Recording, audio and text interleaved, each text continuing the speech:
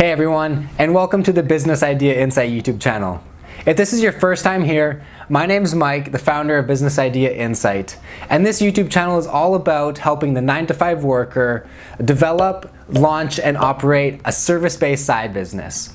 So in today's video, I'm going to be going over how you can price the services for your side business. Now, pricing the services is very important as you want to make sure you can cover all your expenses. You also want to make sure you're not underpricing yourself and leaving money on the table, or conversely, you're overpricing your services and scaring away the potential market and target customers because your price is too expensive. So it's really important we focus and spend some time on how to price your service, and you do it correctly so you don't have to keep flip-flopping and changing your pricing down the road, as that will scare away your long-term customers. So the first step for pricing the services for your side business is to conduct a competitor analysis. Now, this is the first step because we need to understand what is the competitive landscape, how much are they charging, what type of value they're bringing to that target market, and where they position themselves in relation to your side business. This will also give you a good understanding of the general baselines of where you need to price your services. For example, if you notice a lot of competitors charging $1,000 to $2,000 for their service in that range, well, you can sort of get a good idea that charging below that will target people that may not be in your target market or could be undercutting yourself and leaving money on the table.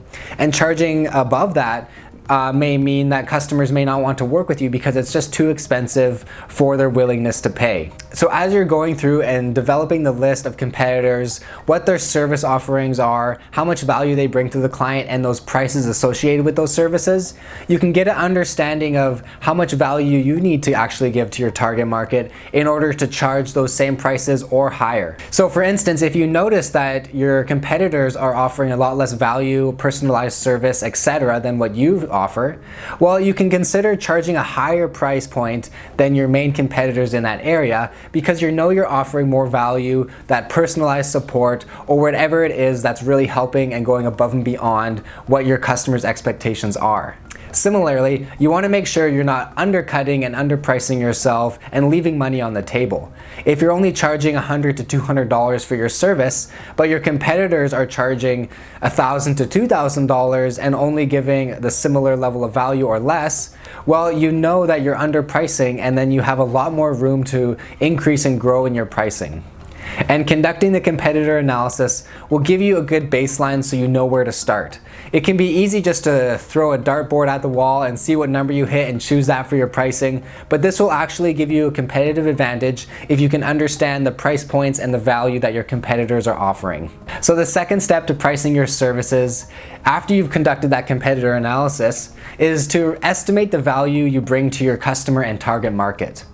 It's really important you price your services off the value you bring and not off what it costs you to operate and run your business. This is because people don't actually care how much it takes to run your business. They only really care how much value they're going to be getting out of the service they're buying into. They don't really care if you have a $100,000 marketing budget. What they care about is the results you're getting them. So for instance, if you're helping small business owners with your side business increase revenue to $10,000 to $30,000 more a month, well, you wouldn't want to price your services for $100 and $200. You'd want to look in the price range of $5,000 to $7,000 as you're bringing incredible results to them that could ultimately transform their lives. So you really want to think about the value you bring, and if you're really transforming someone's life, really solving a problem and helping them get over the hurdles that they're really struggling with, well, people will usually pay a lot of money for that, and it's usually worth a lot if you're adding a lot of value into their life and helping them.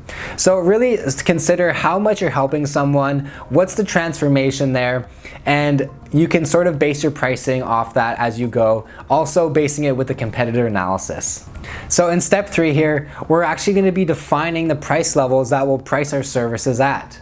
So in step 1, we were able to get a good benchmark of where we can price our services based on what our competitors are doing. This gave us a sort of a range and a place to start in knowing where to charge.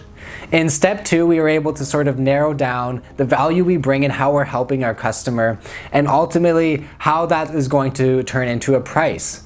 So for instance, if we're giving a lot more value than our competitors are giving, we can really go above and beyond the benchmark and charge a higher price.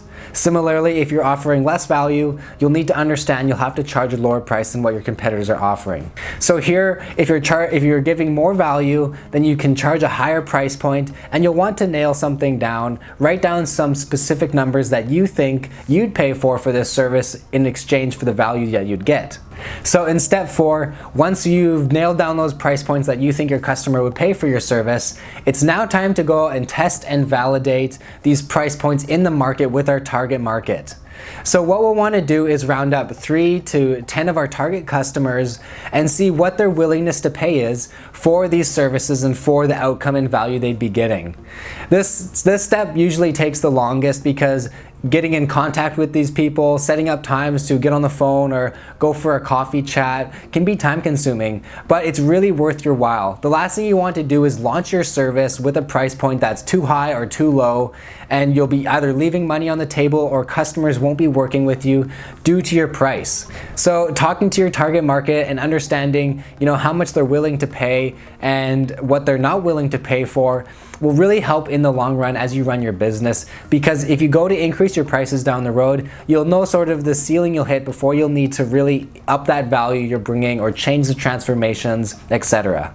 So one tip for pricing your side business services after you've gone through those steps is to make sure, and something I always highly recommend with side businesses, is that you'll want to be targeting a very specific niche and to make sure your positioning in the market is very specific to that niche. So when you target very specific niche markets instead of, the mass audiences, you're able to charge higher price points. This is because generally there'll be fewer competitors in that area and there'll be fewer options for those customers in order to buy from.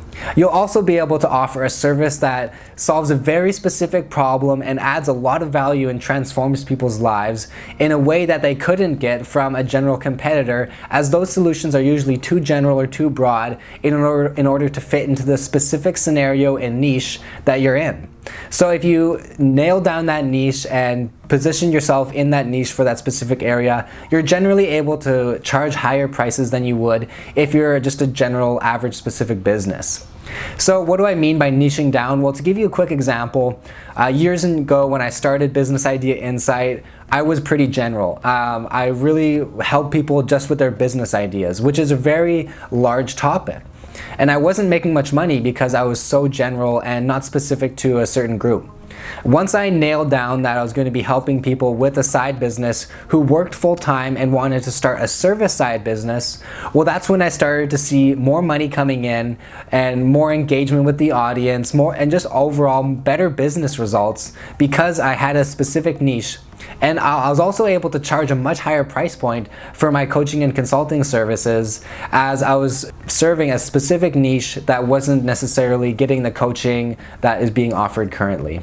And so another tip I want to give you guys is to price for success. So to do that, you really need to consider making sure their pricing has a profit margin in there. So if you're not understanding what a profit margin is, well, basically that is the margin that's left after you've paid for your labor and hourly wage, as well as all your other business expenses that take away from that top line revenue. So for instance, if you charge $100 an hour and you add in an hourly wage of $35 an hour for yourself, and there's about $20 in there of expenses, well, you'll be left at the end with a profit margin that you can calculate. And this is really important as you go and build and look to scale your side business, as if you want to hire someone to come in and perform those services so you can help more clients or work on other pieces of your business, well, making sure you've accounted for that hourly wage will allow you to have that profit margin at the end, so you're not going to go broke running your side business if you need to hire someone. So by following those 4 steps and those tips, you really should be able to define that price point for your service and your side business altogether.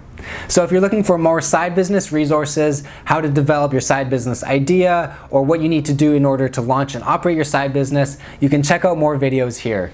And I look forward to seeing you in the next video.